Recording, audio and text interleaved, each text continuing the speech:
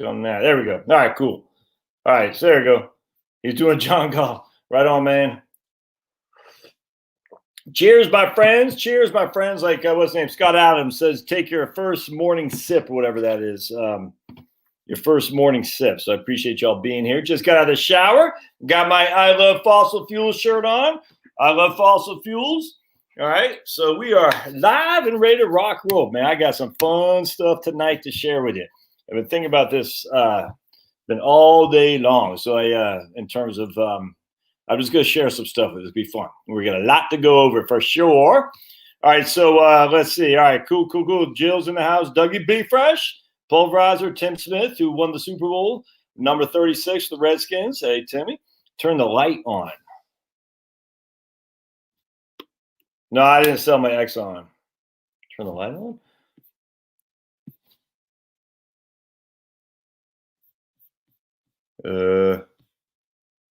Mike.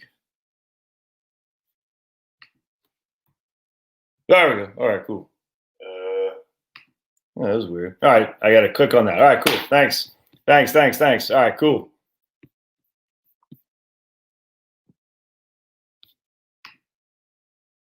All right, cool. Good. All right, so let's do this. I want to share with you guys something that. There we go. I want to share with you guys something that I did not sell Exxon. I'm just too lazy, to be honest with you. I'm just too lazy. Well, I don't even know what's doing. What's it been doing lately? All right, let me go to where I want to go here. I want to go to right there. All right, cool. Hold on just a second. We're going to go to right here. So as we're waiting for people to stroll on in here, I want to show you all something that I think you'll get a kick out of. Share screen. No, I haven't updated yet, Jill, the right capital. All right, so hopefully y'all can see this. All right. Medicaid spending in New York. It's from a few years ago, all right? But I'm going to, there's a premise here. Let's see. Let's go down. There's a nice little chart in here that'll break it down. All right. So New York has the highest amount of Medicaid spending in the whole union. All right. By far and away, New York spends more on Medicaid than the entire union. So Medicaid is for poor people, but also like nursing homes, if that makes sense. All right. So I thought they had this chart in here. Hold on just a second. Maybe they didn't. Let's see. I thought it was in there. I must have screwed that up. But hold on just a second. It doesn't say per. Thought it did. Total Medicaid spending here. There we go. All right. So basically, a third of every dollar in the New York State budget is on Medicaid. So Medicaid is for poor people. The bulk of Medicaid is for nursing homes. All right. So New York and nursing homes. A third of the budget of the state of New York goes to Medicaid. All right. It's the second line item just after funding for education. And they're like neck and neck. They're neck and neck. It's so nursing home New York. Anyone see a connection between nursing home and New York State? Medicaid is the second line item after education, and it is like right there, and nothing else comes close. I think I got some other links to show you on that. Let's see. So we go to the fiscal plan 2020. There we go. It's some evil sums bitches, if you know what I'm saying. There's some evil some bitches out there. And we're going to go to, let's get rid of this guy. And we're going to go to, we're going to go to share screen. Here's the financial, the budget for New York State. All right. And we are going to go to, type in right here, Medicaid. Okay. So let's go down here. All right. So here's their budget. for New York State. Remember, nursing home, New York. Nursing home, New York. And Medicaid is a second line item in the budget. So here's the budget for school. Is the number first expenditure is schools. Number second is Medicaid, Department of Health Medicaid. Nothing even comes close. All right. So schools are the second. The first. Medicaid is the second. Nursing homes are the biggest source of Medicaid expenditures. Nursing homes, New York. Nursing homes, New York. I hope you see where I'm going with this, man. Nothing else comes close. Nothing comes close. New York spends more on Medicaid than any other state, even including California, which is at least double the population. All right, so one more link for you here. And I don't want to say anything explicitly. I'll let you guys figure it out. So so let me throw something out to you here. I'm going to throw this other chart at you here just for fun. Right here. All right. New York looks to cut $1.8 billion in Medicaid spending in the current budget. We've been hearing for some time about a growing New York State Medicaid spending crisis, and a report released last week by the New York State budget officials confirmed that New York budget officials are projecting this is in 2019, before what happened last year when the freaking finances for states just fell off a cliff. New York officials are projecting a Medicaid deficit of $3.9 billion in the current year, which ends 4 months from now on March 31st. The $3.9 billion gap, 2.2 with cost overruns caused by increases in minimum wage, rate hikes to hospitals and nursing homes. Rate hikes to hospitals and nursing homes. Loss of federal funding because Obama suckered all these states. John Kasich should have known better, but he's a fool. And Ohio's going to be the same thing. A 27% increase in payments to financially distressed hospitals, a 13% increase in managed long-term care, a 13% increase in managed long-term care, rate hikes to hospitals and nursing homes. Isn't that interesting? Nursing homes, New York. Nursing homes, New York. Advocates will be meeting soon to look at strategies to address these projected cuts. New York faces its largest budget crisis in a decade, and of course, that's before the pandemic. And so, what happened in 2020 only exasperated it. But we know that Medicaid, or Medicaid was running a $3.9 billion gap. And the biggest cost of Medicaid was because of nursing homes and long-term care facilities. So just think about it. If I got bills to pay and I want to get reelected and I want to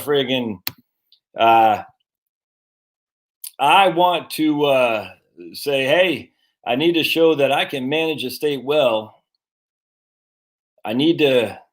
What do I need to do? I need to reduce expenditures on what exactly? You all see where I'm going with this, right?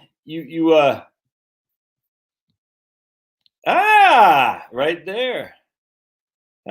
Thankfully, some of you guys are getting it here. Yep, exactly. So I'm wondering about Pennsylvania as well. I got a sneaky suspicion that crazy lady, dude, whatever the hell, I don't even know what the pronoun, I don't even know what you call these people, the pronouns, whatever it is. They, Z, I don't even know, who did the same thing in Pennsylvania.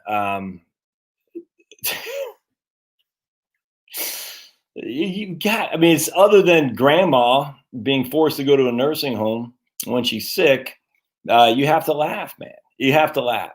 And they get away with this crap. It's nuts. Just something to think about.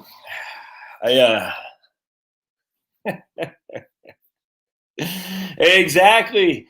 Dan, Cuomo reduced not Medicare spending, Medicaid. So we got to make sure we get the two things correct. Medicare is not this. Medicaid is the indigent, the poor people thing. Medicare is what we all pay for, part of hospital insurance, Part B, Part D, and whatnot. I know, right? That crazy person in the Pennsylvania is going to be in the Biden White House. I mean, just think how insane it is. I mean, it's some white guy, probably wealthy, who changed genders, and now everyone's like, look, oh my goodness, how diverse. I mean, it's just a white guy, man. Now she might be a woman. I frankly don't care, but let's admit what it is. If that dude did not change, then no one would care about whatever that person's name was. Richard Devine, now Rachel Devine. You know what I'm saying?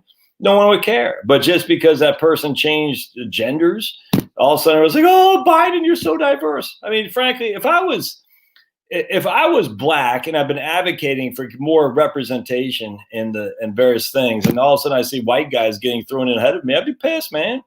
If I was a woman, I was advocating for more Title IX sports spent on women, I'd be pissed too. We're dealing with not the best and the brightest in this world, that's for sure. But the Democrats do what the media tells them to do. And for some reason, the media, it's the weird, I don't get that. It's weird, man, but whatever. The Democrats, look, the media doesn't do the bidding on the Democrats' behalf. The Democrats do the bidding on the media's behalf. The media owns the Democrats. I was reading I'm not on Twitter. I just watched some guy post it from John Harwood. Now, you all might not remember him, but he used to write the Wall Street Journal. And I think it's the New York Times. He's a big lip. And for some reason, the Republicans allowed that guy to be part of the debate, the moderator of the debate in 2016, or is it 12? One of those years. And this is the issue. We have a party of Republicans that simply will not take on the media. They won't do it. So that's why my guy in 2024, as we sit here right now, is DeSantis. Huge fan of DeSantis. He will take on the media in a little bit of a different tact than Trumpster. I like how Trumpster laid the foundation. I think DeSantis. Let's just put it this way: Trump brought a lot of baggage with him that DeSantis won't, if that makes sense. And the facts that DeSantis is running Florida, he's kicking butt, taking names.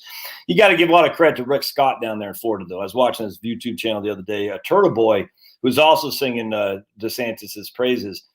Rick Scott is a guy who set the path for Florida to be cleaned up. So is Rick Scott, who's now a senator. So I think a lot of credit needs to go to Rick Scott, and DeSantis, took the mantle. But both those guys can freaking kick butt and take names. I love them. I don't think they might. We'll see. But DeSantis right now is my guy. That's for sure. So I'm excited to see how that shakes out, because he's not afraid of the media either. But he does it in a different way than the old Trumpster. But be that as it may, Republicans just need to start. They need to look at the media, not the Democrats. The media is the enemy, as Trump did. I get that, but they need to continue on with that, because it's true. The Democrats are controlled by the media. That's all there is to it. Did y'all see the thing the other day with Biden saying salute Marines, salute Marines? It's weird, man. I mean, that guy is just not there. And I don't know if they give him some injections. Every now and again he comes across right, but I mean, it's weird. He's walking with the doctor, the good doc there, and walking by, Marines going into the White House, and he's like, salute Marines. It was the weirdest thing in the world, man. Yeah, I like my man John Ford. I like him too. But Florida, if you can run Florida, you're number one in my eyes. That's for sure. But anyway, so Biden's going, salute Marines. Like it was weird, like a robot. It was strange. Like he was literally programmed to say this. It was strange. And then he said something else that she was telling me about today. I forgot what it was, but I was like, damn, dude. And anyway, it's very interesting. This guy's not there. I mean, he's just not. I think sometimes he is, but it's creepy. It's like he's told. It's like, if you ever watched SpongeBob, but remember when the little guy. We haven't watched SpongeBob in a while. Freaking the little guy, the little green guy. You know what I'm talking about? Freaking the little green guy in SpongeBob, the little guy, Plankton. You know what I'm saying? The guy like Plankton, when he took over SpongeBob or something like that at one point. It's like same thing. It's like in Sponge or Patrick. I think he took over Patrick. Plankton did. I'm like, dude, this is like some guy in Biden's head. It's like, so, and he didn't even salute. Yeah, Schumer. We need what he said. Trump has an erection or something like that. Possible work from home tax. Yeah. All right. So I want to get in some of the stuff for taxes for sure. Because, oh my goodness, you got to watch this guy, Owen Benjamin. I'm not going to say the joke here, but he said a joke about Caitlyn Jenner that was freaking funny as hell. And he got banned from Twitter for doing that. And they went after this guy, Owen Benjamin. Apparently, I'd never heard of him, but I mean, apparently he's a pretty bigwig in like Hollywood and stuff. And he just wouldn't toe the line, and they went after that guy. But man, it's funny. Oh my good, it's funny. All right, so all right, so let's. I want to. All right, so we're gonna get rid of a couple of these links. Anyway, just in your mind, New York nursing homes. New York nursing homes. Nursing homes are funded through Medicaid, and thus Medicaid is running at a $4 billion deficit. It's already the number 2 line item on the New York budget, by far and away the biggest expenditure in New York. They're looking to cut it out. What's the easiest way to cut out Medicaid spending? Doesn't take a rocket science to figure out what the easiest way to cut out Medicaid spending is. I'll let you guys figure that one out, but it's nuts. All right, so let's go into where do I want to go here? I got to get my, all right here. So the next thing I want to do is go into, oh, yeah, you'll get a kick out. Oh, come on, get out of the way. All right. So this lady had sent me this article today, which is pretty cool. And we're going to go over it real quick.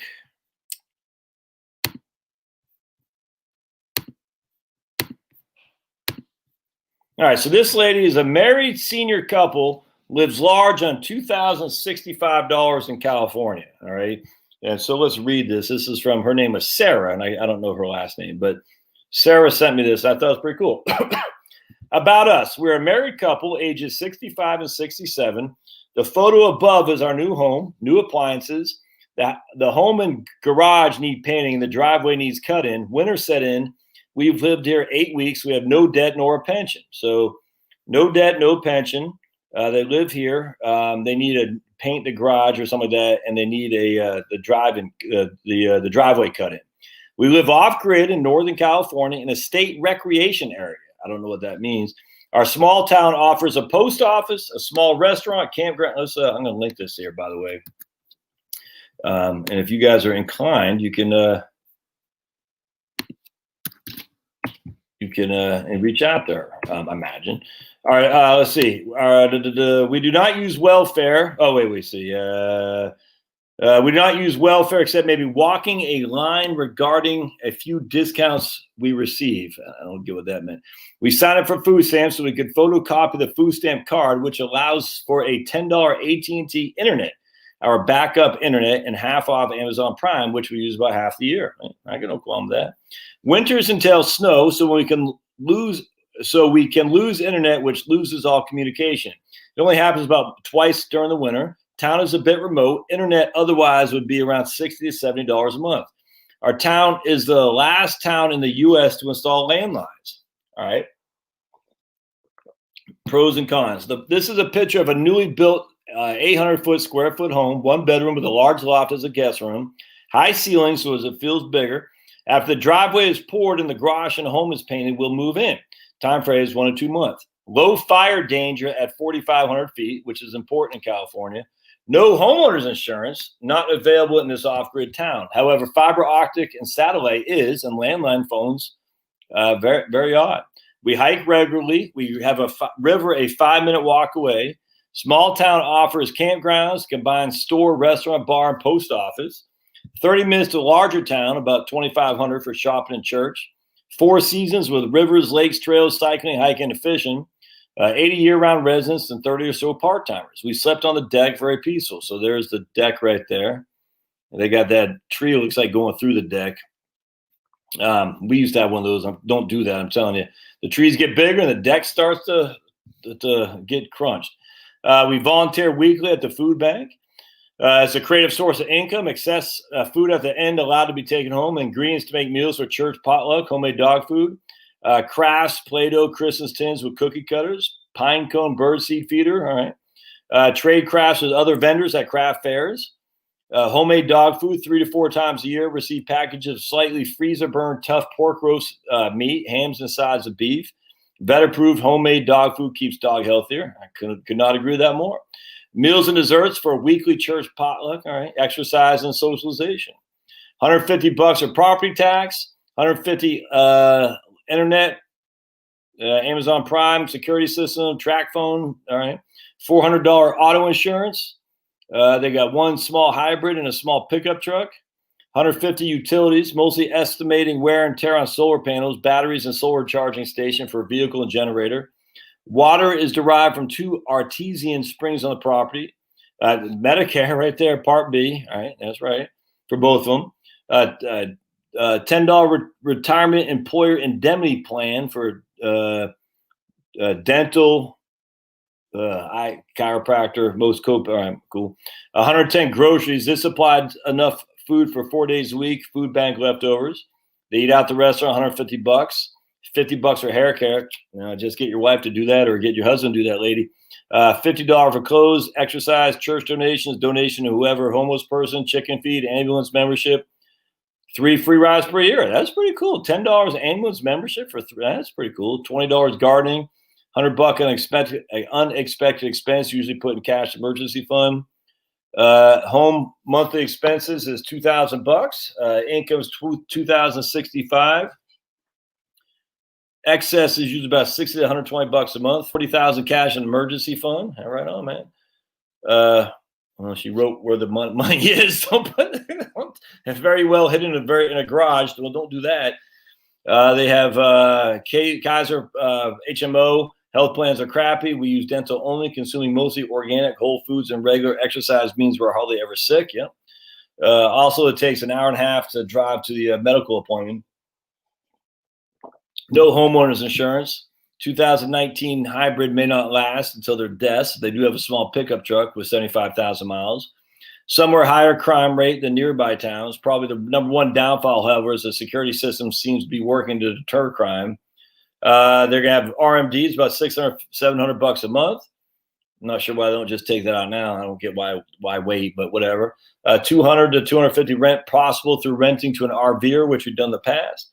Library bookmobile comes 1 times a month. Sunday is church, potluck afterwards. That's fantastic. Wednesday Bible study.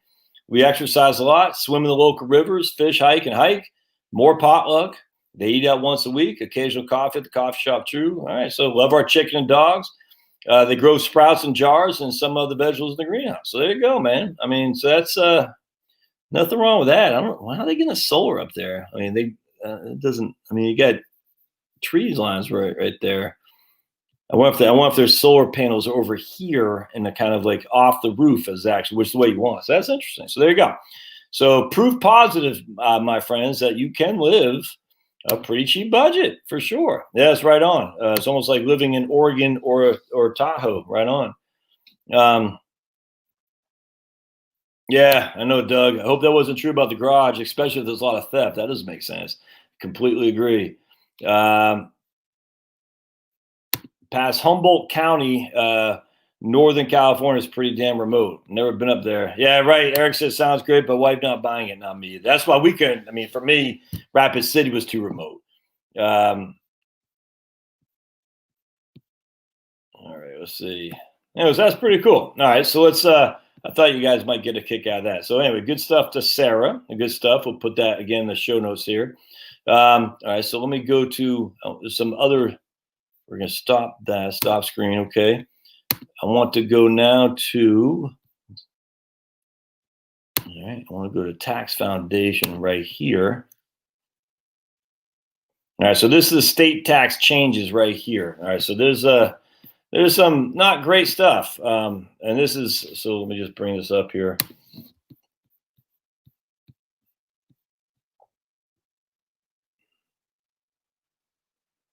Tim says his territory used to have him cover that area. It's incredibly remote, but beautiful. Yeah, it's still California, though. All right, so let's go to share.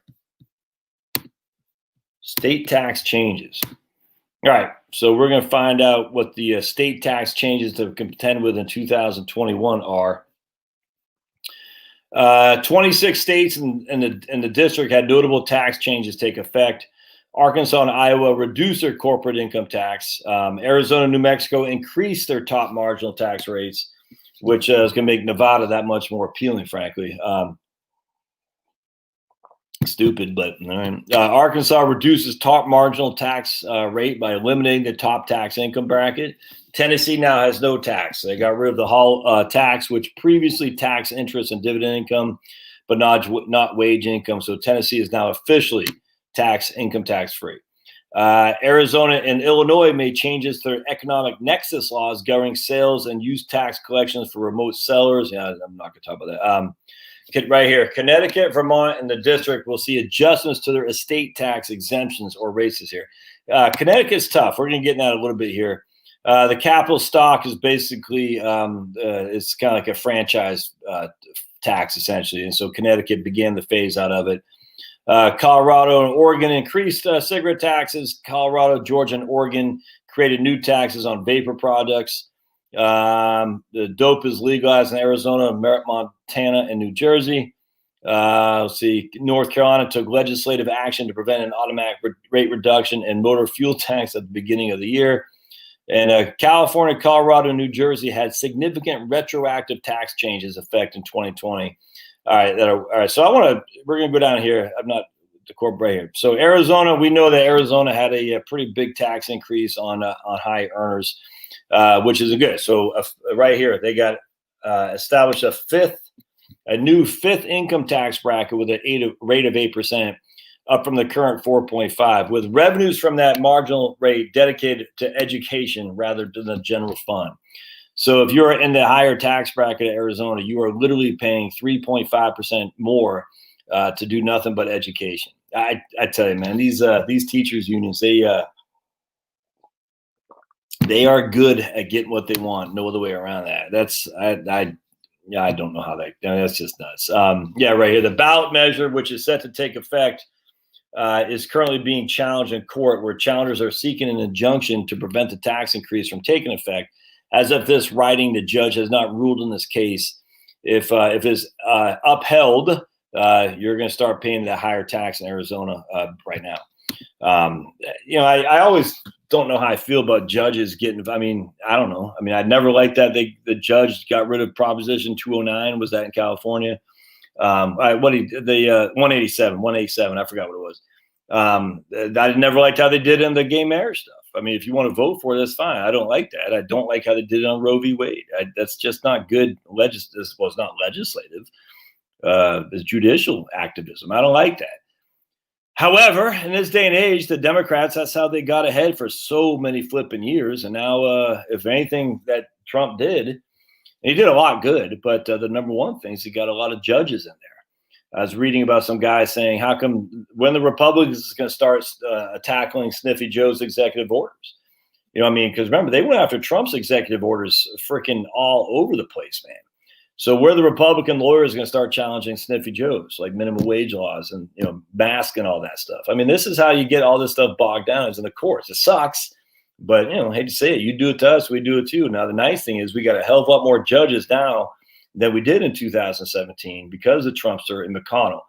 And, for the record, I'm not the biggest fan of Mitch McConnell, but let's at the end of the day, can we just get off that guy for a second?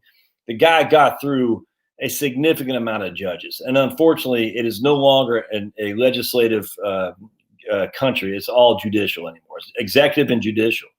I don't know why the legislative chamber has ceded their authority. I know why. That way they can never be held accountable. But the facts are it's executive and it's judicial is running this country. And because of Mitch McConnell and Donald Trump, there's a hell of a lot more righteous judges than there was 3-4 years ago. And that's the only reason is because Mitch, cocaine Mitch there. So, again, would I trust him with my daughters? No. But at the end of the day, we got to get judges in there, and he did it. That's just a fact. So, hopefully there'll be some good judges.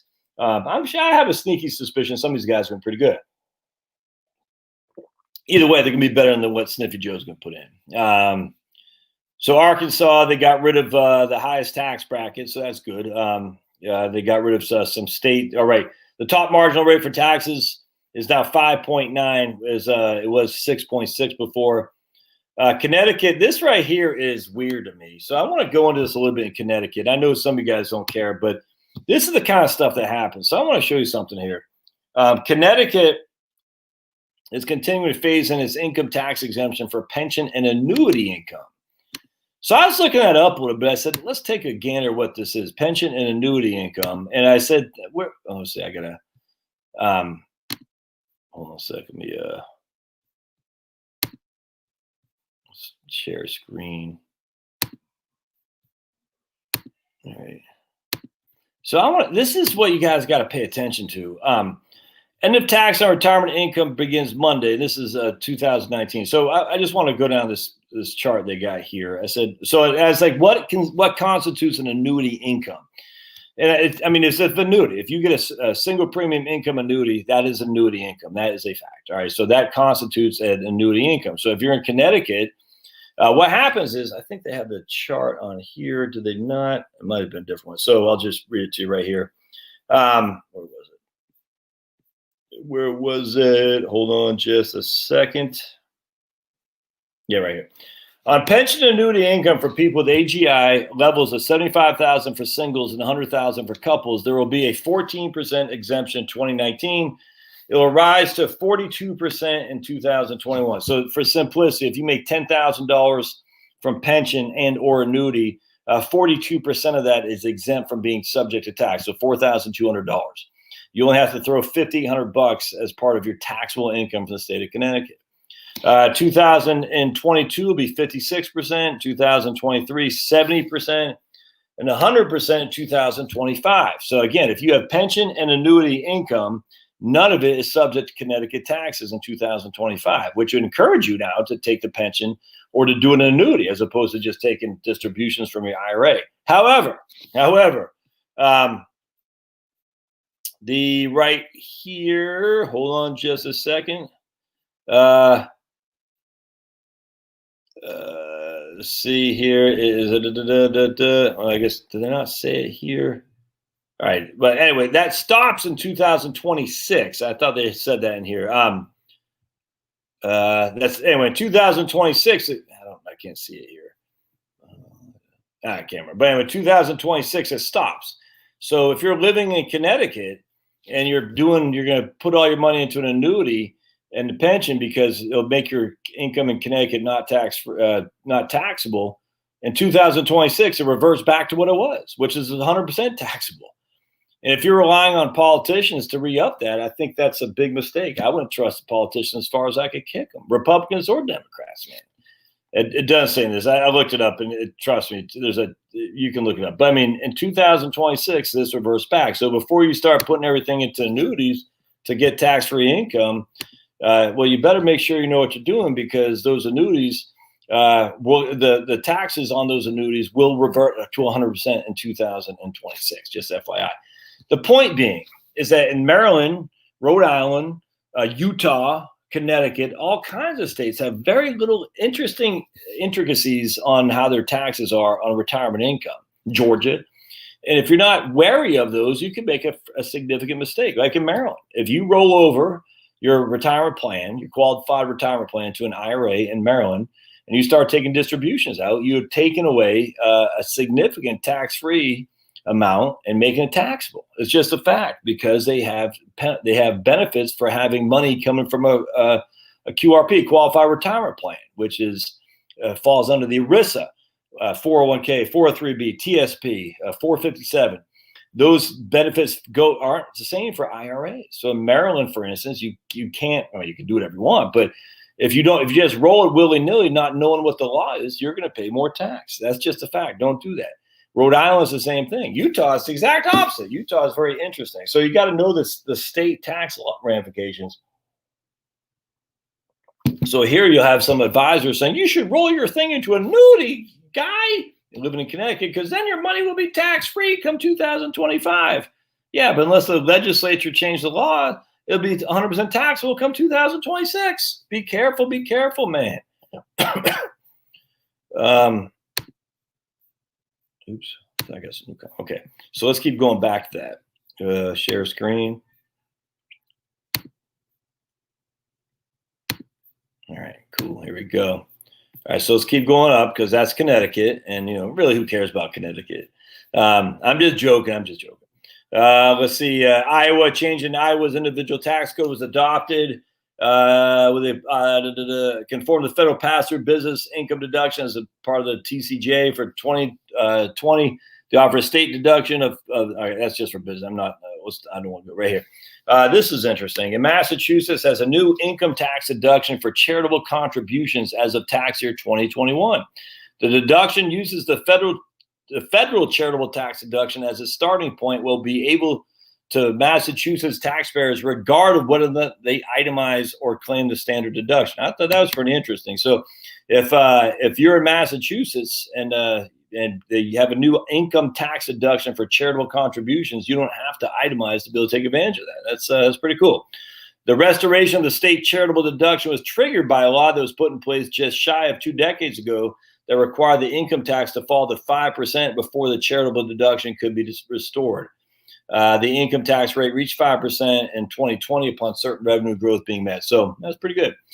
New Mexico has added a 5th individual income tax bracket at the new top rate of 5.9%, which is pretty significantly higher than the 4.9. All right. And it's now the 4.9% will be limited to marginal income above 16,000, but not exceeding 210,000. So it kicked in at $16,000 was the top 4.9. So it is still 4.9, but if you have 210,000 as a single and it looks like married filing jointly, you're going to have a 5.9 on top of that. So I was talking to a guy in New Mexico the other day, and I was just like, man, the best thing you can do from a tax perspective is just get the hell out. He's going to move to Texas. The tax increase is taking effect because New Mexico failed to meet revenue growth levels. I love when they say we failed to meet revenue growth. Okay, so now we're going to tax people. You know what taxing does? It hurts growth, fools. And again, Tennessee now no longer taxes anything. Sales and use taxes. That's nothing really jumped out at me here. Okay, property tax right here. So I want to talk about this. Colorado. Let's see. According to 7.5%. Legislative. Yeah, I couldn't really follow this. Something with property tax in Colorado, I was confused by that. So here's an interesting one. I want to get into this a little bit more too. As of 2021, Connecticut now offers an income tax credit office that real estate transfer taxes pay for certain qualifying taxpayers. Under legislation adopted in 2019, taxpayers who pay the state's conveyance tax, the real estate transfer tax, at the new top 2.25% rate may be eligible for the credit if they remain in Connecticut for the next 3 years. So that tells you what's going on, man. They're losing people, and they say, we're going to tax you, but if you stay here, we'll get you that money back. They want people to stay. These states are dying, dudes. They're dying on the vine. I mean, just think about it. They tax people so much. Now they're like, well, we'll tax you, but just stay a couple more years and you'll get that tax back. And screw that, man. I mean, it's like once, it's kind of like, you're freaking, you cheat on your girlfriend. You know what I'm saying? Your girlfriend says, yeah, I'll give you one more chance. You cheat on her again. I cheat on her again. And finally she says, I'm done with it, man. I got nothing for you. I'm done. Same thing here. The Connecticut government has cheated on the taxpayers. But give us one more chance. And finally the taxpayers saying, screw you guys, are out of here. I mean, it's crazy. 2.25% is the transfer tax rate. It's nuts. The credit can be claimed for up to 3 years, thus potentially offsetting the full amounts of the transfer taxes paid at the top marginal tax rate.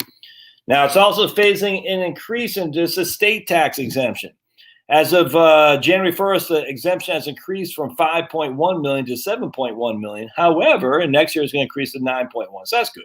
So again, they're losing people because people are like, I don't want to die in Connecticut. I'll pay a state tax, the transfer tax, on top of all the income tax we had to pay, and my heirs will pay if they receive inherited IRAs and stuff. However, as the exemption amounts are increasing, the minimum rate at which the tax is applied is also increasing. So they're going to increase it by 20%. It'll go from 10 to 12%. So basically a 20% increase from 10 to 12. So more of your money is exempted from a state tax. But if you fall in the state tax, you're going to pay more tax, if that makes sense. DC, a state tax exemption has dropped to $4 million in 2021. I was talking to a guy today in DC who's at right about $4 million in net worth. Younger guy, 60, something like that. I said, I think it's time to get the hell out of Dodge, brother. You know what I'm saying? We didn't even talk about the estate tax, but he's like, I'm not sure I like what I do anymore. I said, freaking pack on up and diddy now. I mean, my goodness. It's interesting because he'd been in DC for a long time, and we were talking about, you know, when I was down in that way, when my dad, long story short, we went down there before DC had kind of turned over to the hipsters. Not very many white people in DC back in the 80s. And anyway, this guy was one of them, and my dad was trying to be one. I said, dude, I'm from Maine. I cannot be the only white guy with my accent from Maine going to Eastern High School, for heaven's sake. So thankfully, cooler heads prevailed, and he moved, just right over the DC Maryland line. Anyway, long story short, all those places where it used to be, I think he was saying East Capitol Street, South Capitol Street, are now all hoity-toity, good time rock and roll hipsters. It wasn't like that back then. And I said, with crime increasing, which it is, with taxes increasing, which it is, with bad government increasing, which it is, at some point, any property in these areas that used to be back in the 70s, 80s was decrepit. The last 30 years, because of good governance in terms like Giuliani and stuff like that, it made it more attractive. Well, it seems like we're probably on the precipice now. You're going to start seeing things go south again because we've had it good for so long. And I said, you might just want to take your money and run, even if you got to pay a little bit of capital gains tax. Anyway, so the exemption has been reduced. The rates have also dropped. So they're dropping the rate to from 12 to 11.2%. Whoop-de-doo. So you got $4 million, and I'm not sure if that's single or joint. I don't know. But if you got $4 million, that's you're subject to a state tax in the district. Illinois continues as franchise tax. Mississippi franchise tax. Property. Several changes to Texas property tax took effect. Tightens the definition of a qualified open space land for property tax purposes. I don't know anything about that. And Vermont has been phasing an increase in its estate tax exemption as well. The exemption as of January 1st is $5 million, whereas just 2 years ago it was only 2.75. Again, northeastern states are seeing people flee because people say, I'm not dying here, man. That's good. That's the nice thing about living in the 50 U.S. states, soon to be 52, because we can vote with our wallets. I don't really care about that. Seemed like Virginia, state transportation tax, state prepaid wireless. Seemed like it had something else. And something called more in Colorado here. Oh, right. Freaking idiots, man. Idiots in Connecticut. So check this out. Oh, my goodness. You guys are, remember that guy Ned Lamont ran against Lieberman? He won the primary. And then Lieberman, just like, what's her name, Alaska, won the general. But Ned Lamont's back, and now he's a governor. I couldn't believe it. Said, that guy, he was like the first of the crazy loon hipsters from the left. He was like John Ossoff before even Beto or John Ossoff were around. Ossoff. I was like, what? I couldn't believe it. Now he's governor. He's nuts. I was like, where's Joe Miller running for governor in Alaska? Because he was the guy who took out Murkowski, who they went after. And I love that guy, Joe Miller. He was fantastic. I was hoping he would have that a couple of Senate seats that really pained me when we lost. When Ollie North lost to Chuck Robin in 1994 in the Republican wave, that pained me because I was like, damn. I was hoping to take him out. And then when Murkowski won against Joe Miller and whoever the Democrat was, I think the Democrat stepped aside to let Murkowski get his votes. I think that's what happened, if memory serves. In 2010, another Republican wave. I think the Democrat was running in third, and then he basically stepped back and said, just vote for Murkowski because Joe Miller is a Tea Party radical. And I think that's what happened, if memory serves. And that sucked because Joe Miller was fantastic. Murkowski is a clown. And, that's painful. Yeah. So two of those times. Anyway, Lieberman lost the Democrat nomination to old Ned Flanders from the Hill. And then he's now governor. And he's a loon. He's probably not even a loon anymore because that's how far left the Democrats have come in the last 10 years. That's crazy. So Connecticut is going to have a new payroll tax being levied in Connecticut to fund the state's paid and family medical leave program. This new tax is levied at a 0.5% rate, and the tax base is a portion of an employee's wages that are subject to Social Security. So with this enactment, Connecticut has become the third state to impose a payroll tax for non-unemployment insurance purposes, following Massachusetts, which had recently adopted one for similar purposes, and Nevada, which does not levy an individual income tax, but does impose a capped employer-side payroll tax known as the modified business tax, which the employer can deduct. So you're paying 0.5 of 1% of wages up to the limits of Social Security, so that there's a Family Medical Leave Act. That way you can leave if you or your wife has children and need to take some time off. I mean, it's the legislature today. I'm sure they passed that as opposed to a referendum. All that does, and I don't. It doesn't say it does on both sides of the. It just says the employees' wages. All that does is make it harder to employ people. Idiots. The more you create the expense to employ people, the less employed people you get. On top of that, what if you don't have family medical leave? You know what I'm saying?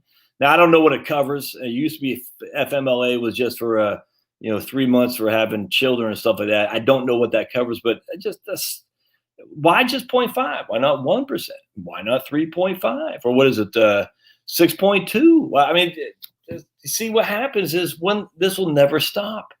Once they get their freaking dirty hands in the tax code, it never stops. They just want more.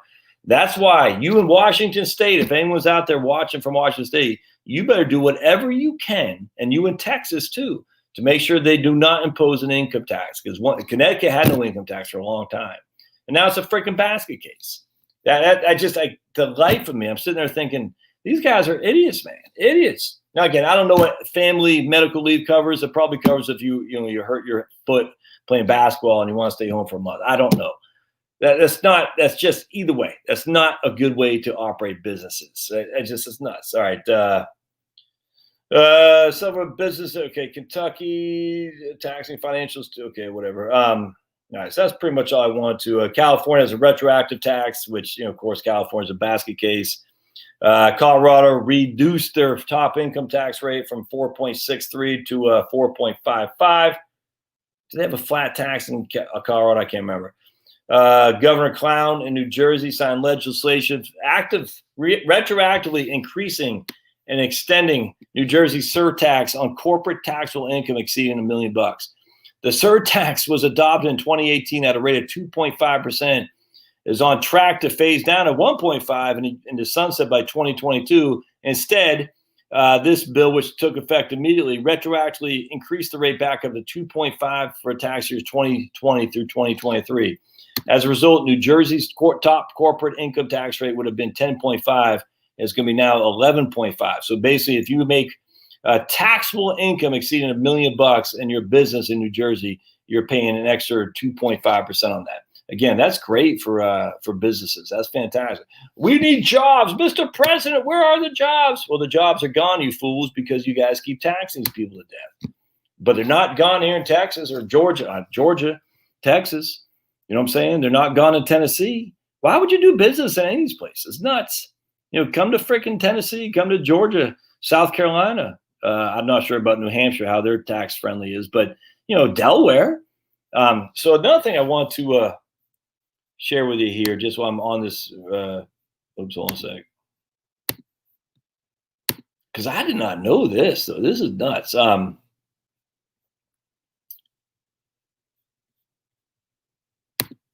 right. There we go. So I'm going to share this one with you here. This is your real estate transfer taxes.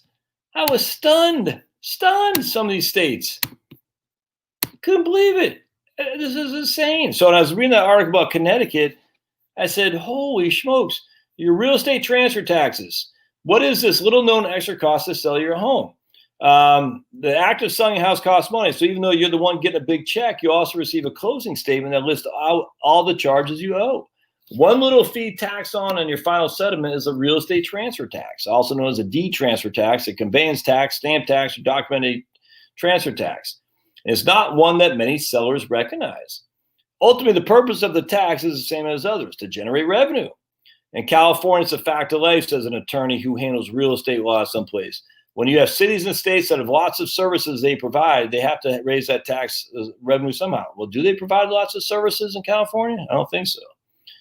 Let's see. So let's go down to what a real estate transfer tax is. It's a fee you pay to the state, county, or municipality for the privilege of transferring real property within the jurisdiction. All right. So let's. Most fees range from $1 per 100 or 500 to roughly 1 to 3 per 1,000. California charges $1.10 per 1,000 of the transfer value, or 55 cents per 500. All right, but I want to go down. They get who pays the transfer tax, the buyer or the seller. All right, so I want to go down here, and we're going to show you these states do not charge any transfer tax, which inherently make the cost to buy or sell a home less. Alaska, Idaho, Indiana, right on, Louisiana, Kansas, Mississippi, Missouri, Montana, New Mexico, North Dakota, Texas, Utah, Wyoming. So with none of the northeastern states there. Now check this out. Most of Oregon also has no real estate transfer tax. Only Washington County has such a tax at $1 per 1,000 when the property value exceeds, when the property, so basically everyone has that. All right, but check this out. We got examples. So in Birmingham, if you had a $250,000 home, it would cost you $630. Alaska, Arizona, nothing. Did they say Arizona? Okay. Okay. I'm not sure why Arizona doesn't show there, but anyway, Arkansas, you have a $195,000 home in Little Rock. It costs you $200. I'm not sure why California has nothing there, but anyway, so check this out. Colorado, $41 on 415,000. Connecticut, $193,000. It costs you $1,452. We just read about that before, and the seller has to pay it. So we just read about that before in Connecticut, 2.25%. You get that back if you stay there for 3 years. Look at that, $1,400 on basically $200,000 home. Freaking nuts. Delaware, $4,700, man, on a $156,000 house. So when you buy someplace in Delaware, man, you better stay there because that is significant. $4,700 on a $156,000 house. That is a lot. Florida, $2,000 on a $300,000 house, but at least Florida doesn't have any state income tax, but still, that's where they get you. Georgia, not much. Hawaii, relative to the price of the house, not that bad. $2,000 on $1 million home, essentially. Illinois, I'm surprised Illinois is not that much. I would have thought Illinois would eat you alive. Maine, not on a $325,000 house, costs about $1,400. It's not extraordinary. Maryland, it's not cheap. The other way, Massachusetts, $2,500 on a $625,000 home in Boston.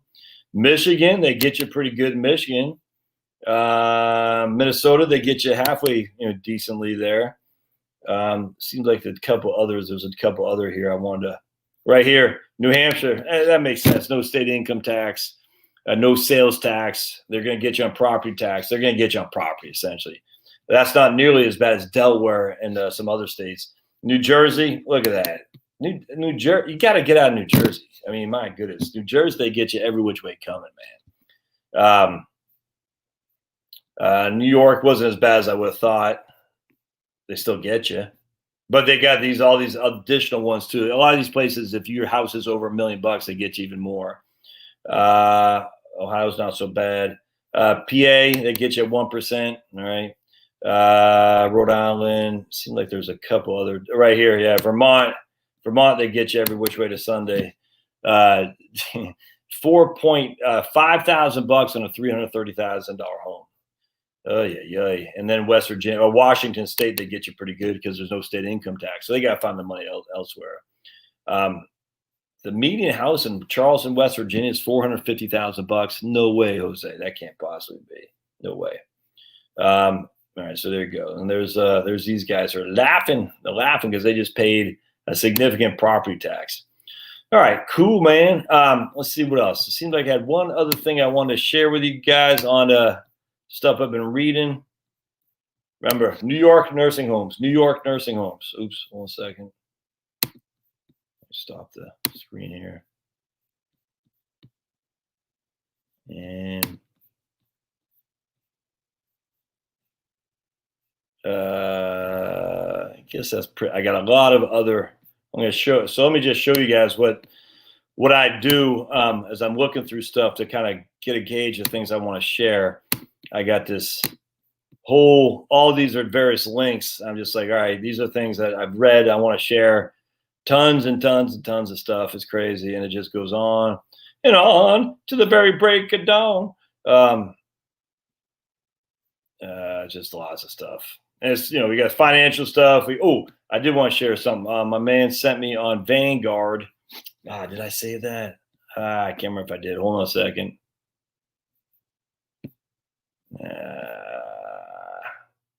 No, I don't think I did. Shoot. All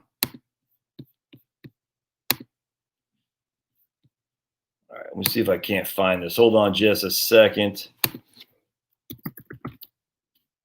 Who was that guy who sent that to me?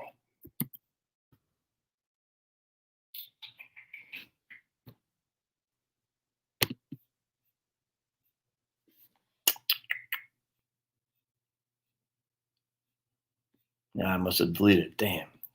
That's too bad. So Vanguard was doing something on their they're making some of their funds not as diverse, like their healthcare fund is going to be considered a non-diversified fund. And the reason for that is actually pretty simple, is because apparently, according to the Investment Company Act of 1940, if you have more than if you're a mutual fund company, consider yourself a diversified mutual fund. You can't have more than 5% of your assets in one stock. And it looked like some of the Vanguard healthcare holdings had over 5% of their assets in one stock, if that made sense. So it was like 5.8, 5.6.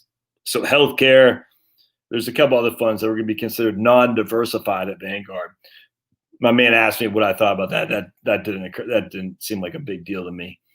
Part two, the Vanguard Value Index is going to merge into VTV, which I thought was interesting. So actually, I did want to, not the Value Index, the Vanguard Value Fund is going to merge into VTV, which I want to actually. So we have Values, the actively managed fund, is going to merge into VTV. And then they're still going to have Windsor 2 and Windsor 1 as actively managed value-oriented stock funds, if that makes sense. So that was pretty interesting to me. And there's a couple, that was basically it. So Vanguard has some movement, not anything that concerns me at all. But I do want to look at, actually, when I'm thinking about this, let's take a look at Windsor 2 versus VTV. Windsor. VWNFX. So let's go to Portfolio Visualizer. VWNFX. So let's share my screen.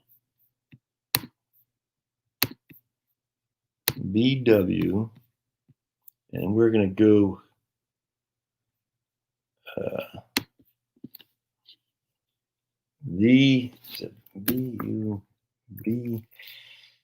right there. Volvlex versus VWNFX. All right, there we go. Get rid of this guy. Blink and blink. I'm just curious, like, what has done better historically? We'll go back to as far as back as we can go. I don't know when. I can't remember when the value index came to being. I just don't recall. So we'll just. It goes back to 2020. That's it. Okay, I thought. So going back to 20 years of July 2000 to December 2020, let's take a gander, shall we? And portfolio 2 is what? Is Windsor? Yeah, so portfolio 2 is Windsor, and that, look at that. Windsor is at 102, while the value index is at 81. So Windsor has returned significantly better since inception of the value index. That's the Windsor 2 fund, by the way. So that's, look at that, man. That's a 20% difference. If you started with, was I taking money out? I think it was. I don't want to take money out. All right, hold on a second. No, all right, cool. We just want to compare apples to apples here. Yeah, look at that. Still, though, Windsor's, oh my goodness, not even close. Look at that. Windsor has smoked the value index. Now, it looks like a lot of that. And it's like this last year was a big difference there. So it looked like it's pretty much hand in hand right here until this last year. So that, I don't know, that doesn't mean much. Let's go to 2019. Just Windsor had a better year than the index last year. I don't know why, but in of itself, I bet if we go to 2019, it's gonna be pretty doggone close. Yeah, pretty close. I mean, yeah. So that doesn't concern me. That's interesting though. Yeah. I thought you might get a kick out of that. So the Vanguard Value Index, which is what I have, is smoked the value mutual fund. And as such, the value U.S. value fund is going. The Vanguard Value Fund is going into the value index, and a couple of the Vanguard funds are no longer going to be considered diversified. They're going to be non-diversified. I just didn't think that's just not that big of a deal. So no worries there, guys. And then one more thing, and then we'll look at some questions here. I had a chuckle at this clownish article. Oh boy, it's time to make 401k plans into real pension plans. This guy says. Here he is. Throughout the presidential campaign in his transition inauguration, Sniffy Joe has consistently said he wants to renew bipartisanship in Washington. All right, let's see. What we should do: employers that offer a 401k plan should be required to automatically enroll in workers in an option that provides lifetime income, annuities. Employers that offer a 401k plan should be automatically required to enroll people in annuities. Only then will employees finally have lifetime security in 401k plans that is similar to lifetime security in traditional pensions. Anyway, it's just the whole thing's stupid. So I anytime I hear anyone say that Congress should enforce somebody to do something, no, we should not. There's enough laws on the books there. What's this guy's name? Charles Millard. We don't need any more laws. My God, man, freaking people can make up their mind for themselves. Anyway, so he gives some concepts of auto enrollment, whatever, encouraging lifetime income inside 401k plans, blah, blah, blah. So I required availability of lifetime income options, annuities. So I said, okay, who is old Charles? He's senior advisor for the Nexus Retirement Solutions. I have no idea what the Nexus Retirement Solutions group is, but we can very easily find out. What do you think, guys? You think the Nexus Retirement Solutions, you think they do anything with annuities? I'm willing to bet you dollar to donuts that they do. So let's take a gander. And I have a sneaky suspicion old Charles has an interest in this. Nexus Retirement Solutions. Let's take a gander at what I did not look. I did not look. All right. So here is a Nexus. It's a weird name, a Nexus. We're going to share screen.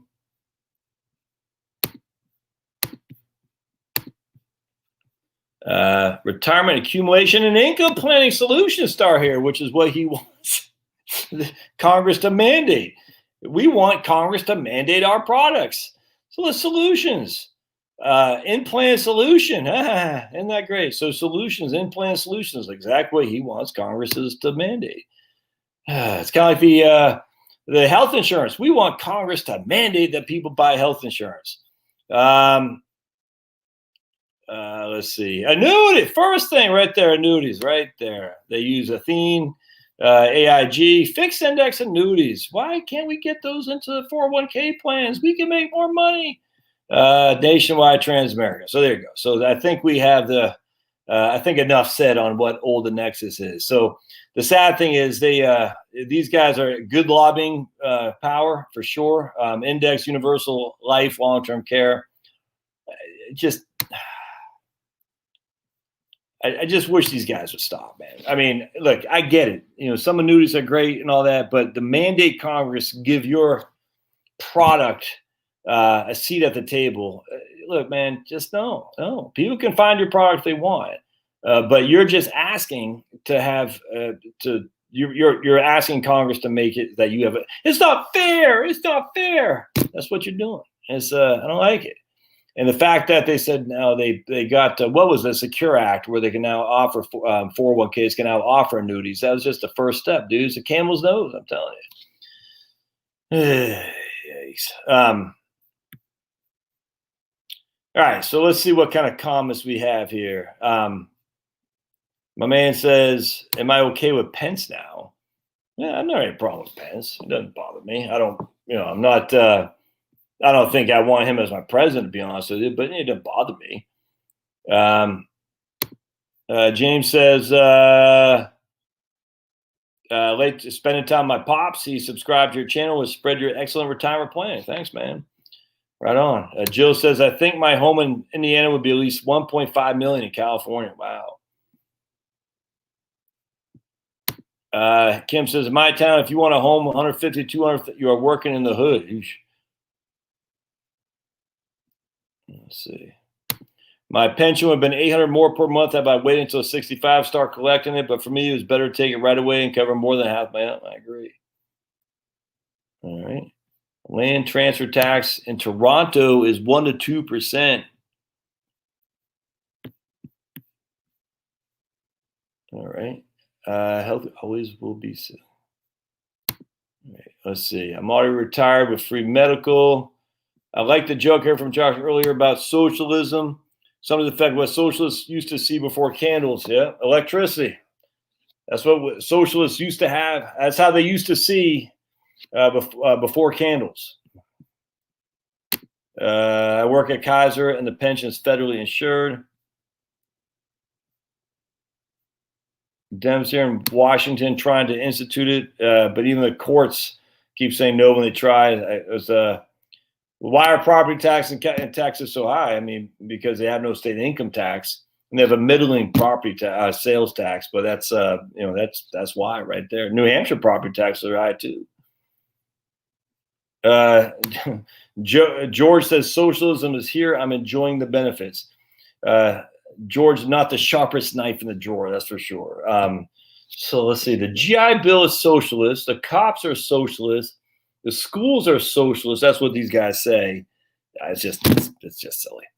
When the minute you get folks, the minute someone starts saying, "Oh, you tell me you don't like the cops," what does that have to do with anything? Because that's socialism. You're not dealing with a full deck. The minute they start saying the cops, the EMTs, the schools, the roads are all socialist, you're not dealing with a full deck.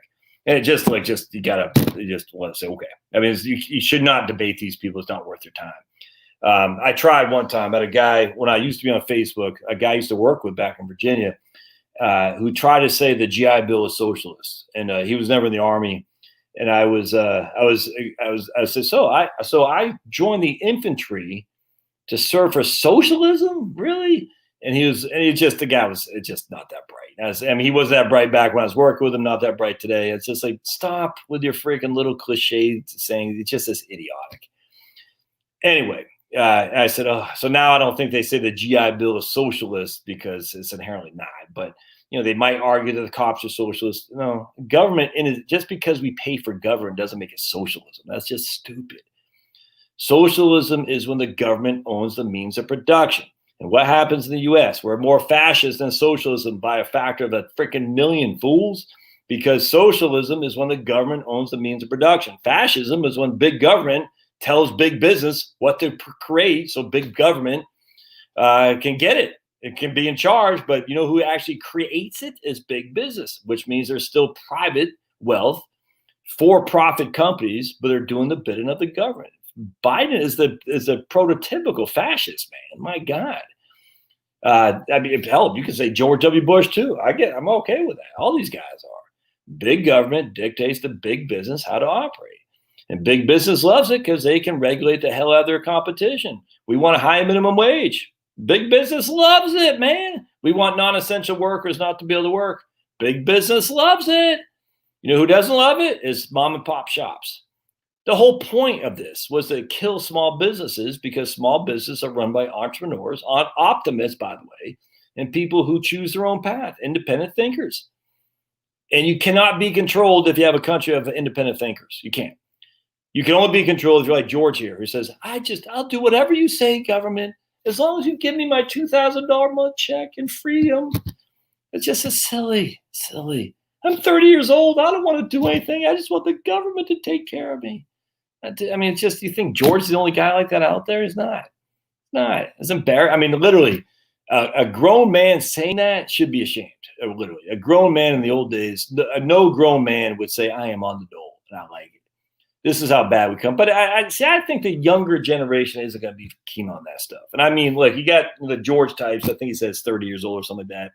So he's not a man. I mean, he's a man in name, but he's still a child because he says, I need the government to take care of me. And the government, of course, is you and me, the taxpayer. So George isn't contributing. He's just a taker. It's Ayn Rand, without question. In the old days, there's no man that would ever say that, you know, and that's a problem. There's lack of testosterone in our society, again, by nature. And we've trained men to have less testosterone because testosterone is too masculine. It's toxic masculinity. And so we've neutered a lot of men. And it's sad. So we got a lot of Georges out there say, I don't have testosterone. I'm not a true man because I want government to take care of me because I can't take care of myself. Sad. And the sad thing is there are people, the real sad thing is there are people who can't take care of themselves. And every time George comes in, who's not doing what he's supposed to be doing, which is going out there and earning a living like a real man would do, there's a guy out there who really can't take care of himself who's being denied, which is why I always don't like people who cheat the Medicaid system, because there are people who truly need Medicaid.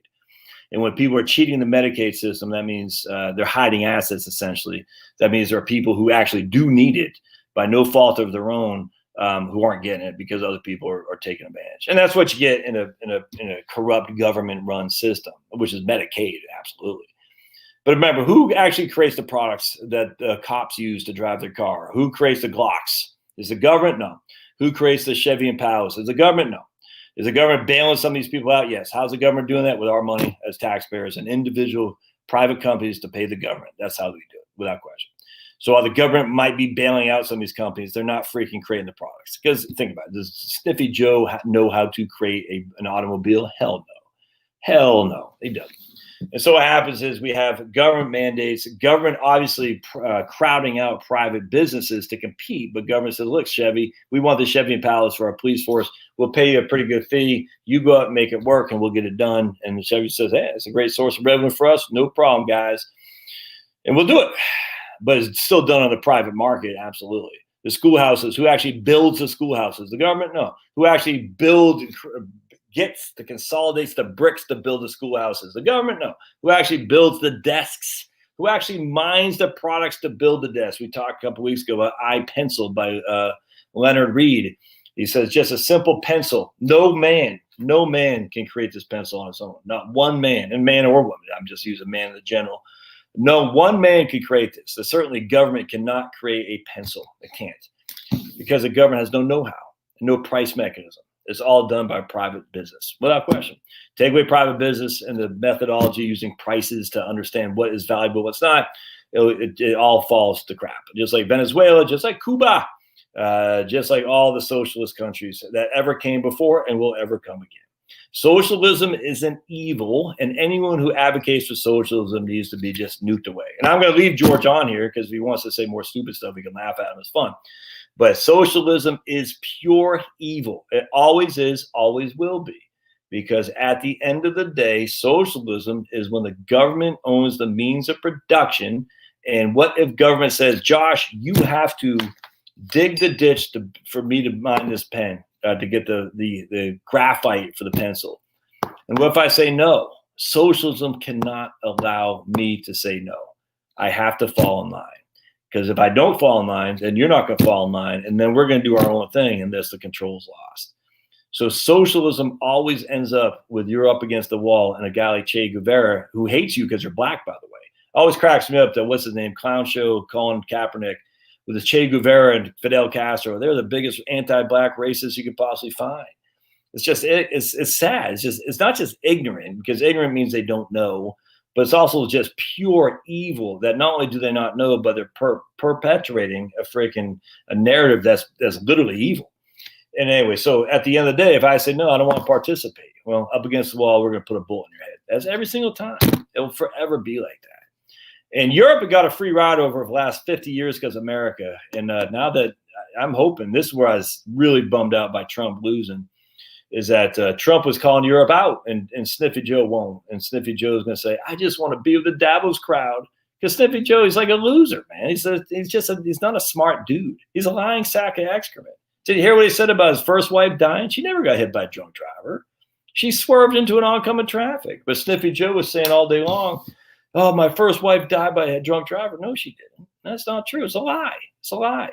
Look, did Trump lie? Yes, absolutely. But at least Trump was pro-America. Sniffy Joe is pro-Davos because he's like, I'm Sniffy Joe. I can't believe I get to run with Jeff Bezos. What the hell?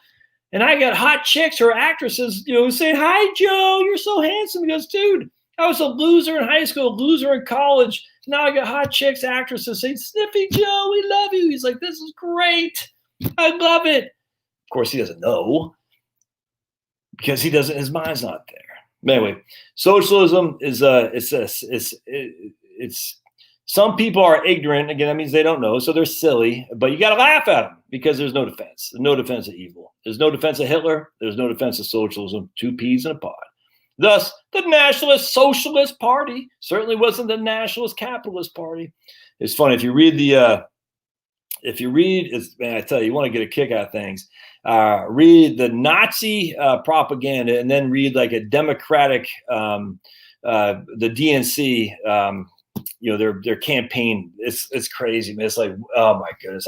One of these books I have on economics, I forgot who was, Hayek or something like that. I said, read the Nazi proposals and read the, I can't remember Hayek, I forgot, but maybe it's the soul. And then read the Democratic campaign promises in one of their conventions. It's like identical stuff, man. It's freaking creepy without question. Because socialism is socialism. You phrase national in front of it, it makes it national socialism. But still, at the end of the day, it's still socialism. So stand up to the socialists. They're embarrassing, and we can't give them any no. This is the anti-socialist zone here. That's for sure. All right. All right, so the Rebecca's a little bit late tuning in. That's unacceptable. So what's going on with Nancy? Nancy just retires. Hey, Nancy retiring on Friday. Right on, Nancy. Tell that crappy old boss go pound sand, man. All right, cool. Harry says he loves retirement. Yeah, absolutely. You get the honey-do list. Caravans are lining up. Biden to let them in. Let's see. Max says, if the annuity is fixed, be better to take the payout. There are better options than these tax-heavy annuities. I'm not sure what we're talking about here.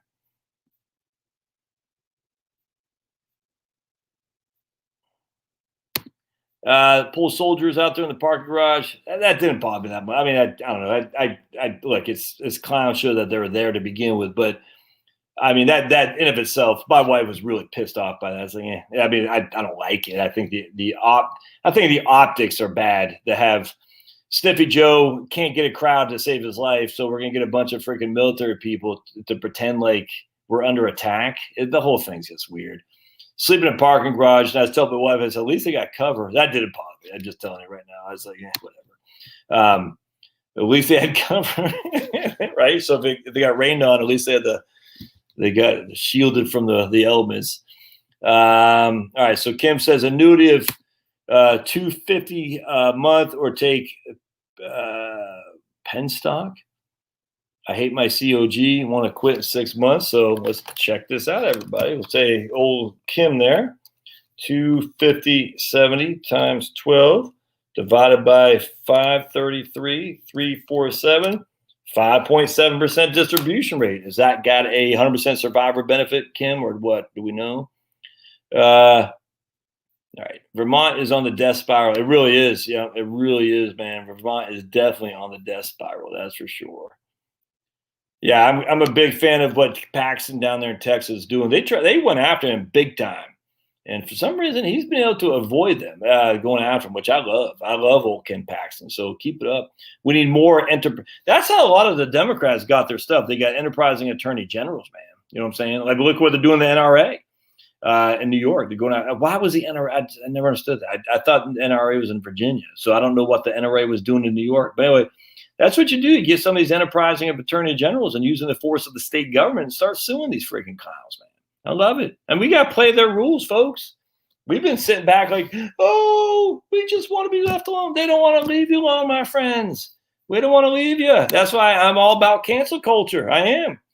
Well, we don't want to participate. You're freaking, you might not want to, but they are going to. And if you don't cancel them before they cancel you, you're doomed. You got to go after these people. But Josh, we don't want to play that game. Well, I'm sorry. The game's being played. Just because you don't want to participate doesn't mean it's not going to participate. It's not going to happen. So let's follow what the methods that they've used on us. Look, they're brilliant at this stuff. They don't care. They lie, cheat, and steal all the time. They don't care. They're like, whatever. I'm telling you, I'll never forget. I'll never forget. It's like, listen to Nancy Pelosi or something like that, like in the 90s. I said, somebody, I forgot.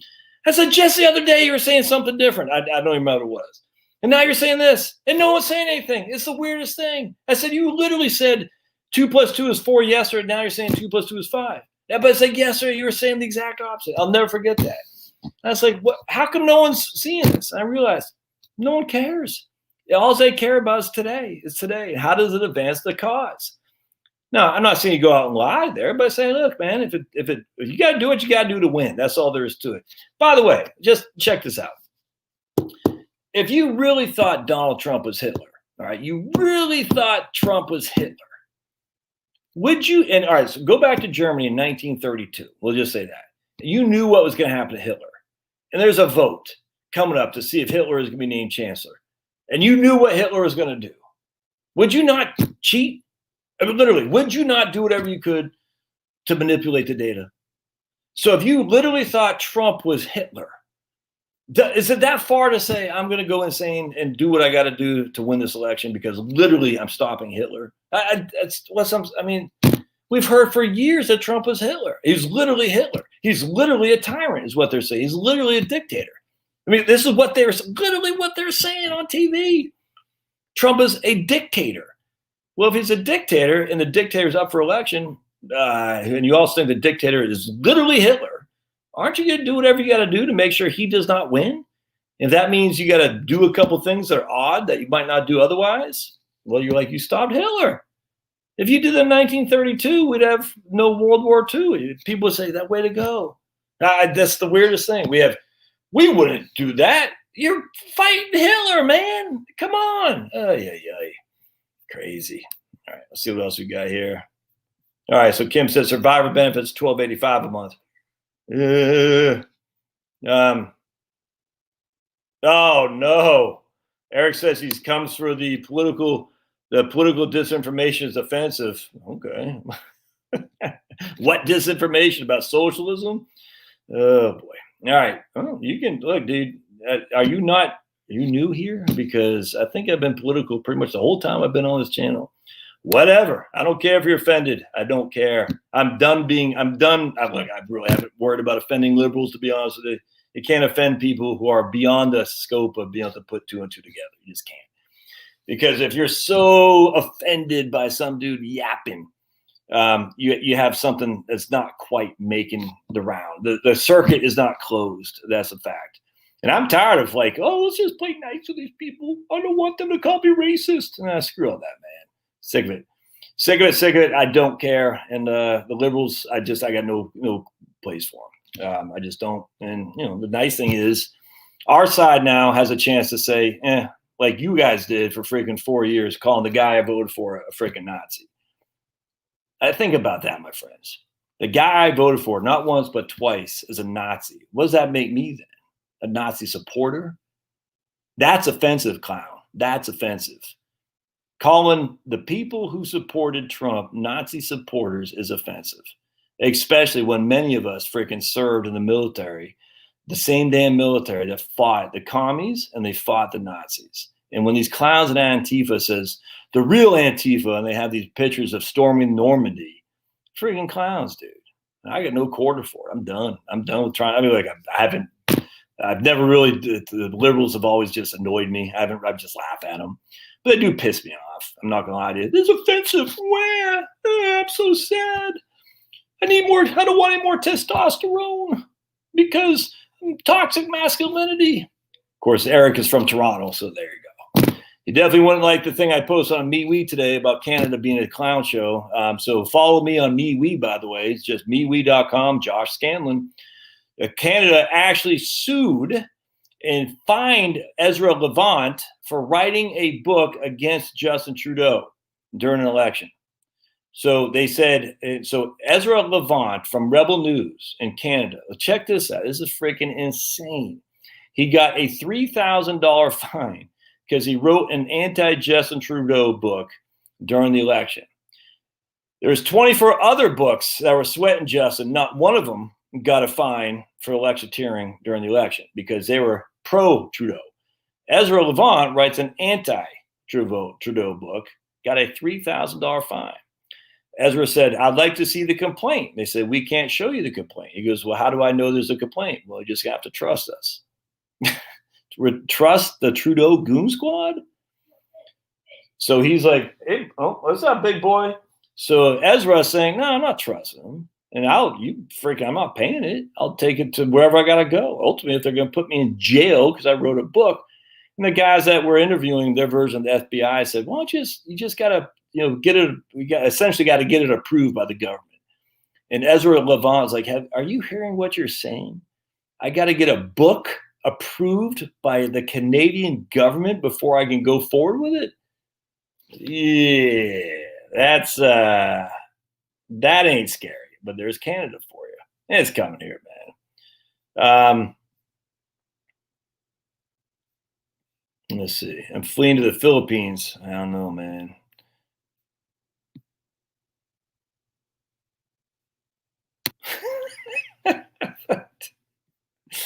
They just don't like my politics, Jill. I know. Faith said, I'm leaving Chicago, moving to Mississippi in the summer. Where should I move to?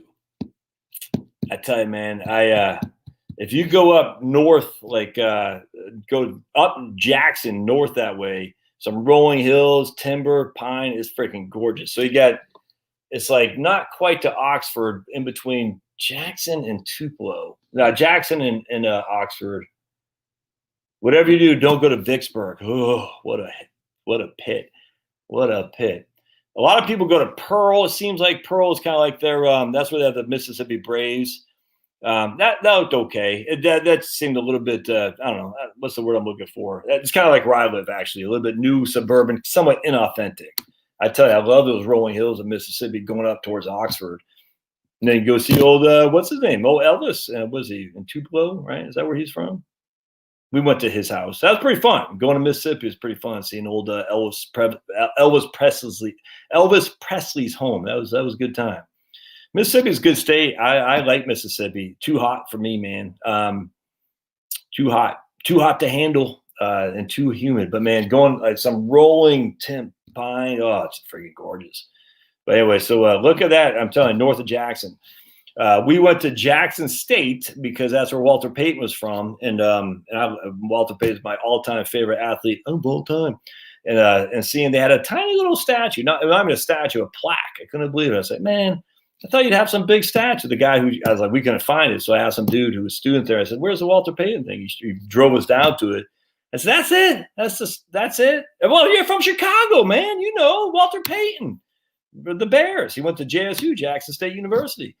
I said, it was minimal for what Walter Payton, man. I was like, dude, Walter Payton's like one of the best guys ever, from an athletic perspective, but as a human being as well. Yeah, I don't think that's going to happen. China's never going to be the world power because they're commies. Commies, I mean, that's the thing. They won't. So I'm not worried about China. In fact, by the end of this century, China's going to have only 750 million people as the projection. So they're like they're going the way of Japan. I'm not worried about China.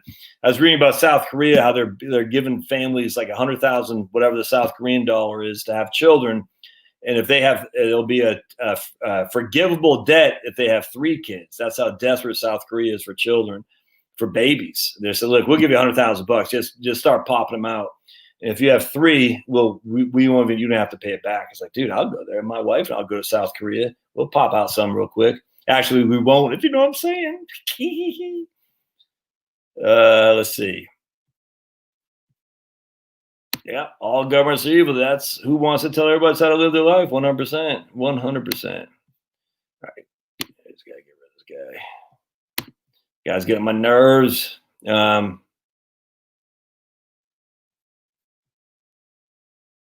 Exactly, man. Just leave. I mean, why are you here, dude? It's like, can you imagine being so bored with your life that you're gonna get on some dude's channel and just like, this is boring. I'm offended. I just, yeah, I know, right? The GI Bill is socialist. Now you've heard everything. It's jeez. Uh,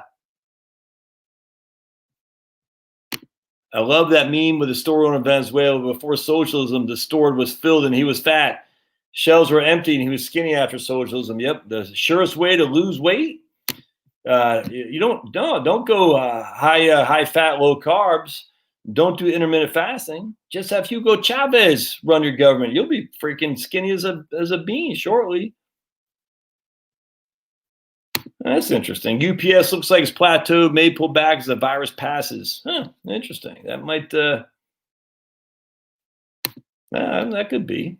Do I think the 12% will be 15% or more? Also 22%? No, I don't think so. I think it's just Sniffy is going to raise the income tax on four. If you're making his proposal, if you're making 400,000 or more, you'll go back up to 39.6. I think everything else will stay for Jill. I do.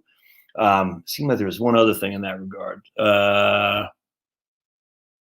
39.6. And remember, they only got 50-50. I mean, they don't have the numbers to do anything drastic. They just don't. They're not going to raise. So, I mean, the thing about the Trump tax bill, it did take away the ability for the Democrats to just revamp it because it would be a tax increase. And that's just a fact. I think you can actually politically get away with raising taxes on 400,000 people earners. I do. But you're not going to go from 12 to 15 and 22 to 25. That's just not going to fly. And they don't have enough. There's no majority in the Senate for that, and there's certainly a little bit of a majority in the House, but not enough to pass tax increases on middle class people. So I'm not worried about that at all, especially when they know it's going to sunset. Jill, I mean, that sucker's going away come 2026 anyway, so they just kick that can down the road. But I think there would actually be probably politically a winner, unfortunately, to raise the taxes on higher income earners and also to raise minimum wage, which Sniffy Joe is doing. Which is, that he's doing that on federal employees. And how many federal employees are making less than $15 an hour right now? I don't know, but I don't even know. Can he just do an executive order? I like that. I don't know how that works, but I think there is some political viability for a minimum wage increase passed by legislation. I do. Some reason that's popular. I don't know why. It's to my grave that the people buy into the minimum wage because it's fake, but they do. But I think that's coming down the pike, which is going to hurt a lot of small businesses for sure. But I don't think it's going to come in one fell swoop. I mean, it's usually we'll increase it by $1, we'll increase it by $1, and they'll probably do that couched with an increase on taxes on the higher earners. I bet that. People think, look, man, at the end of the day, they're not. There's nothing drastic legislatively coming down the pike. It's all through the executive branch, and that's the executive orders and stuff like that. That's where the Republicans need to start suing like crazy, man. So anyway, at the end of the day, I wouldn't sweat that, Joe. All right, my man Mike says my advice is spot on. Just keep spreading the word. Stop spreading the news. Thank you, sir. I own stock in UPS. I think Congress should mandate. Yes, right on, Harry. I agree. I think Congress should mandate everyone ship their packages through UPS for America, baby, for America. It's the way to do it. Oh, Austin, horrible. I people love that town. I don't get it. Every time I've been through Austin, I just want to jump off a bridge. It doesn't matter if it's a Sunday morning. It doesn't matter when. Austin does nothing for me. I don't get it. All right. Yeah, right on. Value stocks have begun to take the lead. I think it's already happened, man. I think value stocks the last couple of months have already taken the lead. I think that's going to happen. I'll do a video on it tomorrow. Someone had sent me an article about what was it? About the changing. It was it was secular trends reversing, and what that means is growth, value, small, large. I haven't read it yet, but I thought that'd be of interesting to share for sure.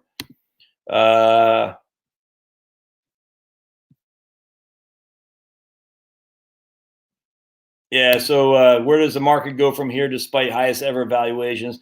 Remember, guys, the market is always at the highest ever valuations. That's the thing. I mean, it's the market is never. I mean, if you just that's the issue about the market. I mean, the Dow's at 20 it was the highest ever. Dow was at 10 was at the highest ever.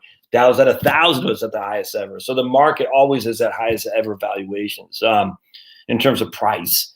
Relative to earnings, all right, that's a little bit different. But then you just got to look at the counter to that. The bonds are trading at highest. The bonds are even priced higher relative to the earnings yield on the bonds. I mean, my goodness, a 1% 10-year treasury. That's why I did a video just 2 days ago about why I don't follow the 4% rule. Or was that yesterday? I think it was yesterday.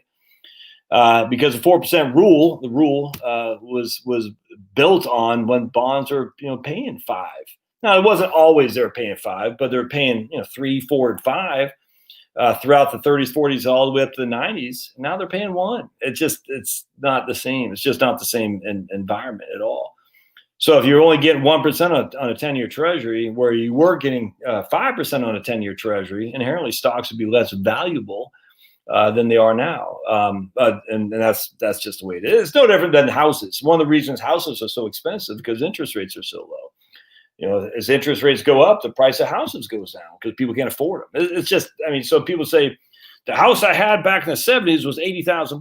Well, yeah, because you're paying 14% for the mortgage for it, man. I mean, it's the same thing. Houses and bonds work identical. I mean, the interest rates go down on mortgages, the price of the houses go up. Interest rates go up on mortgages, the price of houses go down. Somebody's saying this is interesting. I do want to talk about this real quick, and then we'll get out of here.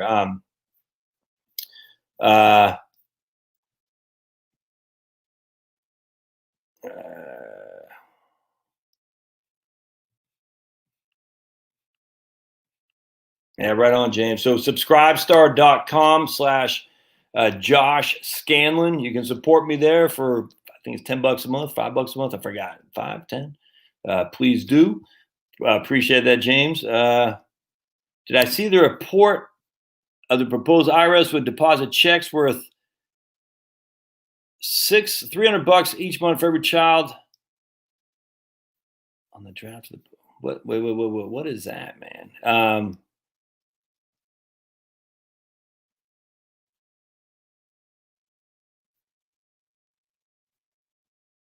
Well, I haven't seen that. I haven't heard that, Eric. What's that about? That's crazy. Did I see that's their UBI? But people, the socialists, we have one here who love that because they don't want to work. They just want to sit around. That's just crazy, man. I don't get why would anyone not want to work? I mean, once you're a certain age, I get it, but see, man, just sitting around all day, ugh, boring. I mean, it's like even my kids, they're like chomping at the bit, get back to school because they're like, man, they want to talk to their friends, even though we all hate school. But they want to go and hang out. Oh man, yeah, they're gonna. No, that's how just Sniffy takes care of his wealthy people up in Connecticut and New Jersey. Add back the huge SALT deductions. I agree. Yeah, that's not going to pass. No way inheritance step up basis. There's no way they're getting rid of that. I'm sorry.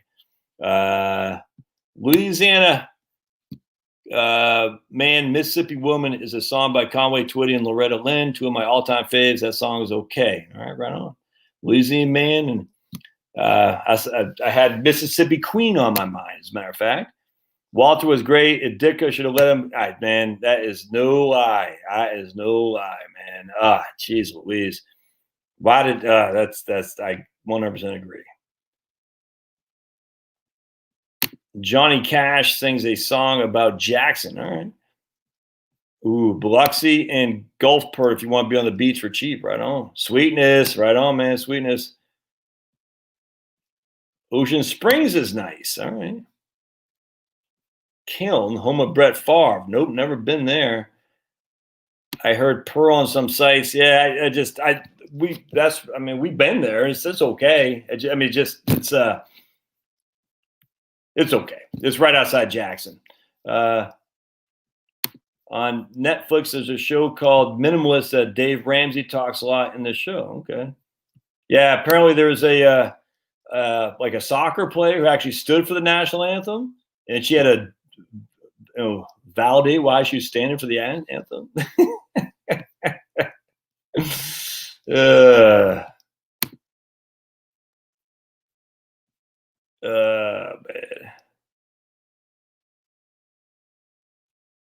I didn't have to roast him that hard.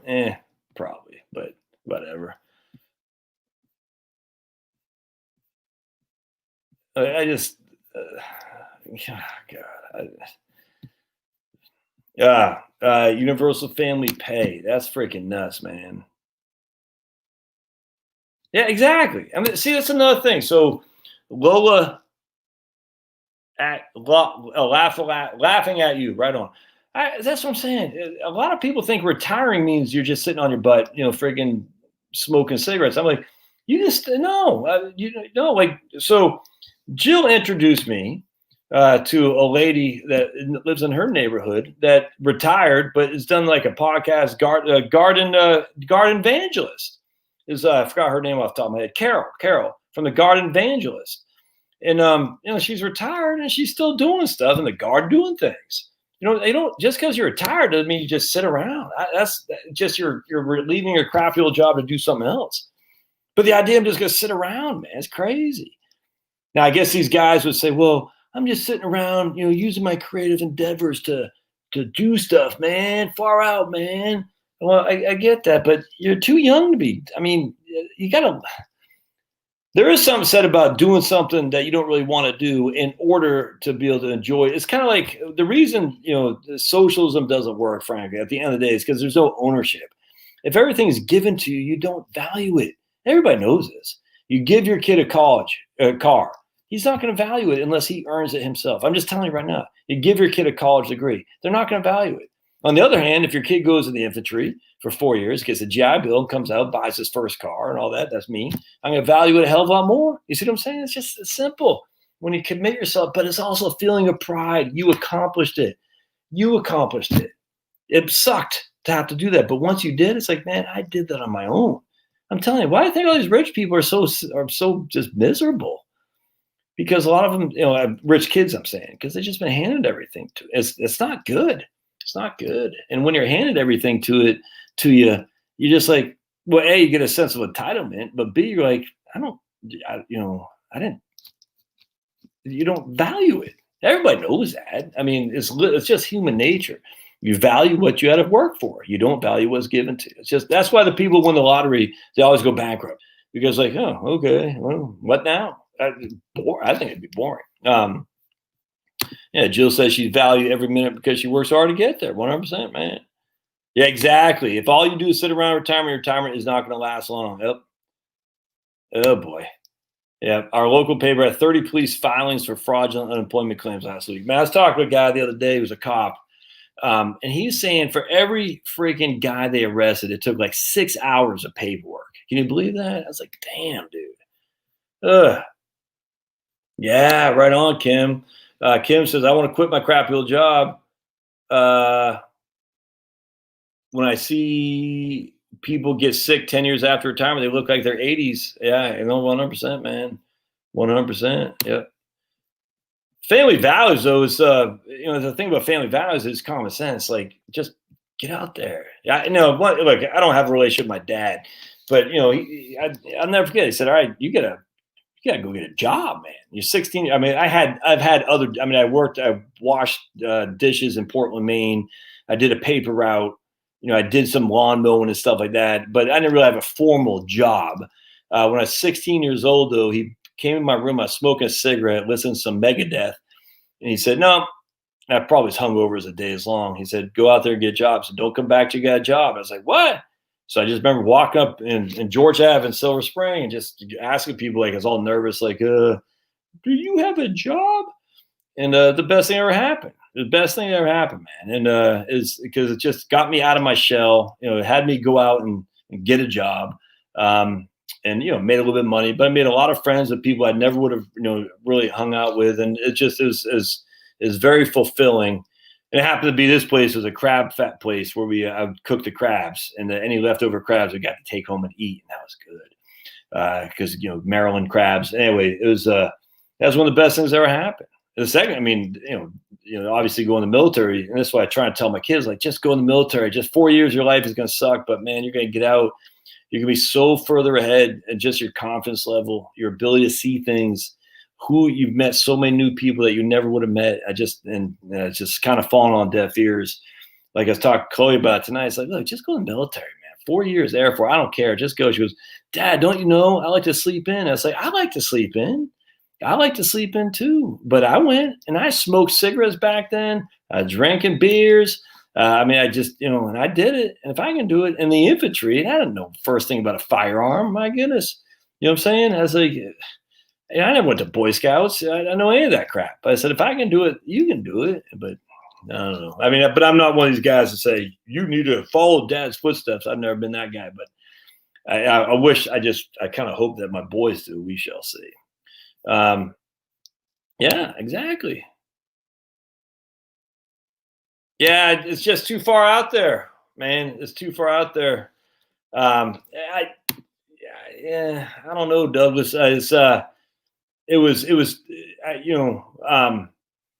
When I was working in Kingsport, Tennessee for a couple months, I enjoyed that, but it was it felt like you're far out. Let's just put it that way. And that's the problem, is that if I'm going to be in a feeling of remote, I need to have water around me. You know what I'm saying? I can't explain it. Being raised on an island, I'm not afraid of being remote, but just kind of out there without much to do. That doesn't bother me so much, but I either need to have woods or I need to have water, one of those two things. And Rapid City, it was okay, but it's just too far out. Kingsport, Tennessee was nice. Johnson City area, but still, I think I don't know. I need to have the woods, or I need to have water, like lakes or the ocean or something like that. Anyway, that was the way I kind of saw it. It's like, yeah, I liked it. Just kind of stuck, man. Home prices in Wyoming have really climbed, man. Right on. Do I need to file a 1099-C? I don't even know what a 199-C. I don't even know what a 199-C is, man. But I don't know. I don't know your situation. You haven't lived until you picked up eggs at a chicken farm. Yeah, man. Yeah. Military, me too. I actually got a good friend of mine who might even be watching this. Well, not a good friend. I haven't spoken to him in freaking 30 years. But his wife emailed me the other day, said, "Hey, blah blah blah. This guy, he's down in Georgia now." I said, "No kidding." So trying to go down. He lives in Savannah, so I'm trying to go down there and do some do some videos down there about Savannah, because I thought it'd be cool to see this guy and stuff. So that'd be kind of fun to do. But all right, my friends, I'm getting up. I'm hitting it. I appreciate y'all being here. Yep, 100%, man. Warmongers in charge. Look, they're already adding people back to Syria. It's crazy. And that's the one thing that just annoys me, that no one's giving Trump credit for bringing peace to the Middle East, destroying freaking the JV team, and then not dropping thousands and thousands of bombs. That's yeah. All right, my friends, appreciate y'all being here. We will see you later, alligators. After a while, crocodiles. Toodaloo, kangaroos. See you soon, big baboons. All right, thanks, guys.